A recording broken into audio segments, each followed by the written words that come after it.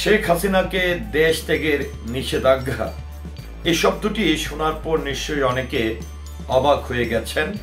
কেননা গত 5 আগস্ট 2024 গণ অভ্যুত্থানের মাধ্যমে সাবেক প্রধানমন্ত্রী শেখ হাসিনা ক্ষমতাচ্যুত হয় এবং সেদিনই তিনি দেশ ত্যাগ করে ভারতে, পার্শ্ববর্তী রাষ্ট্র ভারতে আশ্রয় নেয় এবং এখনো পর্যন্ত তিনি ভারতের দিল্লিতেই অবস্থান করছেন।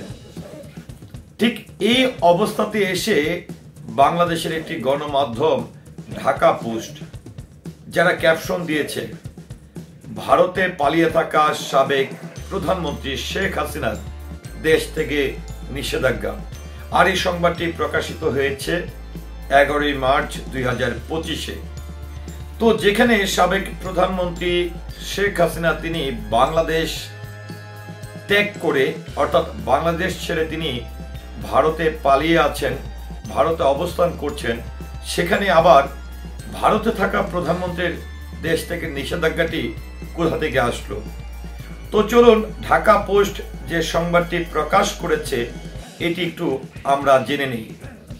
ছাত্র জনতার আন্দোলনের মুখে ভারতে পালিয়ে যাওয়া স্বৈরশাসক শেখ হাসিনা ও তার পরিবারের সদস্যদের বিদেশ গমনে নিষেধাজ্ঞা আদেশ দিয়েছে আদালত।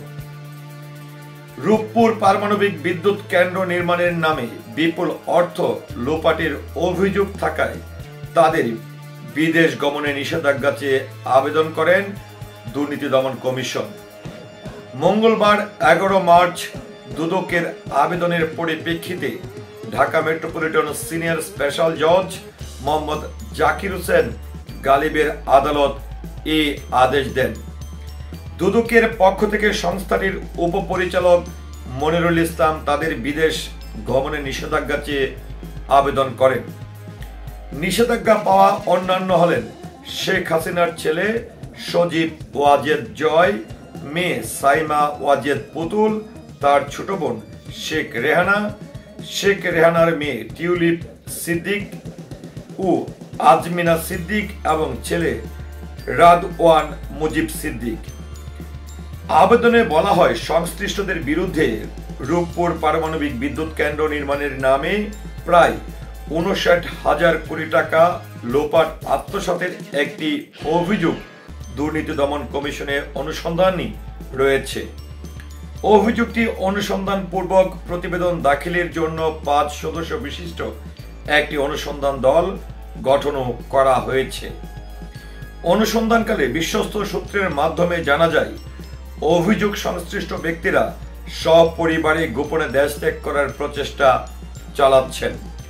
তারা দেশ ত্যাগ করে বিদেশে পালিয়ে গেলে অভিযোগ সংশ্লিষ্ট গুরুত্বপূর্ণ রেকর্ডপত্র প্রাপ্তিতে ব্যাঘাত ঘটতে পারে। তাছাড়া সার্বিক অনুসন্ধান কাজে বিঘ্ন সৃষ্টির সহ সমূহ ক্ষতির কারণ রয়েছে।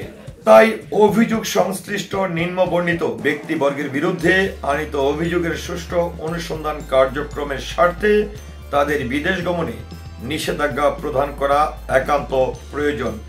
তো যাই হোক, যেখানে সাবেক প্রধানমন্ত্রী শেখ হাসিনা তিনি 5 আগস্টে গণ অভ্যুত্থানের মাধ্যমে ক্ষমতাচ্যুত হয় এবং সেদিনই কিন্তু দেশ ছেড়ে পালিয়ে ভারতে চলে যান, অর্থাৎ দেশ ত্যাগ করেন।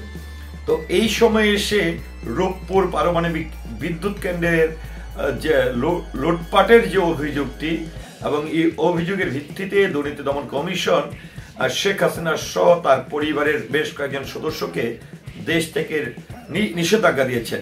তো আমরা জানি যে শেখ হাসিনা বাংলাদেশে নেই। অন্যান্যদের খবরও যতটুকু আমরা জানি যে শেখ রেহানা, শেখ হাসিনার ছোট বোন, তিনিও দেশে নেই। শেখ হাসিনার ছেলে সজীব ওয়াজেদ জয়, সে নেই, টিউলিপ নেই। তো এই সবকিছু মিলিয়ে এবার দুদক আসলে এই দুর্নীতির যে অভিযানটি চালিয়েছে বাংলাদেশকে শুদ্ধ করার স্বার্থে, এই প্রেক্ষাপটে বাংলাদেশের আইনের প্রতি শ্রদ্ধা রেখে এবং এই আইন কার্যক্রমকে সঠিকভাবে এগিয়ে নিয়ে যাওয়ার জন্য দুর্নীতি দমন কমিশন যে নিষেধাজ্ঞাটি চেয়েছেন এবং যে নিষেধাজ্ঞাটি পেয়েছেন, এটি নিয়ে আপনার মতামত কি আশা করছে কমেন্টের মাধ্যমে জানাবেন। সেই সাথে পুরো ভিডিওটির সঙ্গে থাকার জন্য অসংখ্য ধন্যবাদ। আসসালামু আলাইকুম।